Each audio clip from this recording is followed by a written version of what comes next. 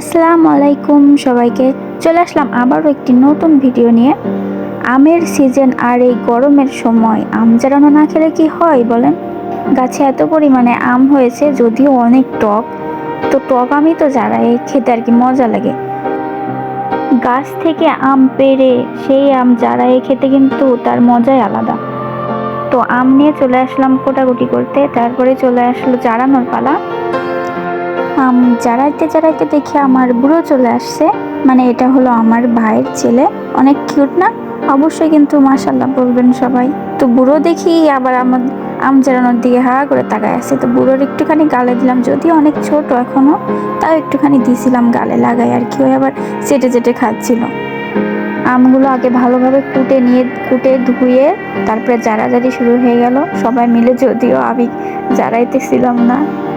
আমার ভাবি আর এদিকে বোন যারা ছিল, আর মাঝখানে বসে আমি আর কি মজা নিতেছিলাম, ভিডিও করতেছিলাম, আর কি মারতেছিলাম। আবার এদিকে দেখি আমার যে চাচাতো বোন ওই আম জারাইতে জারাইতে আবার একটু করে খাচ্ছে। আমি বলতেছি দাঁড়া, ভিডিও করে ভাইরাল করে দিব, আম চুরি করে খাওয়া তোর ভাগে কম দিব। মজা টজা করতেছিলাম। পরে মশলার পালা। শুধু আম জারানো দিলেই তো হবে না, না তার মধ্যে তো মশলাপাতিও দিতে হবে। তো তার সাথে একটুখানি জিরা দিছিলাম, যে জিরা আছে না রান্নার জিরা, সেই জিরা দিছিলাম। পরে 2 কোয়া রসুন দেওয়া হলো। তার সাথে হলো বাসায় বানানো বিট লবণ আর হলো কি বলে শুকনা ঝালের গুঁড়া ছিল, সেটা দিয়েছিলাম। পরে আমি আর বোন চলে গেলাম কলার পাতা আনতে।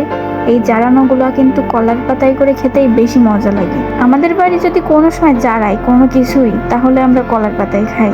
আপনারা কিন্তু কমেন্ট করে জানাবেন কখনো কলাই পাতায় যে আম জারানো খেয়েছেন কিনা। তারপরে আম্মু বলতেছিল যে লেবুর পাতা দিলে বেশি মজা হয়, তাই লেবুর পাতাও নিয়ে আসলাম গাছ থেকে ছিঁড়ে।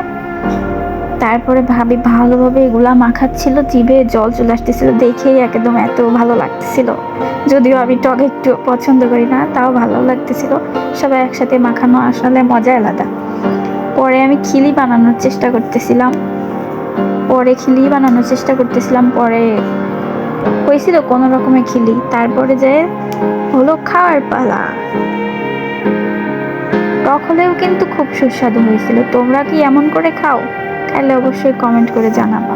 তো ভিডিওটা এই পর্যন্তই। আল্লাহ হাফেজ সবাইকে।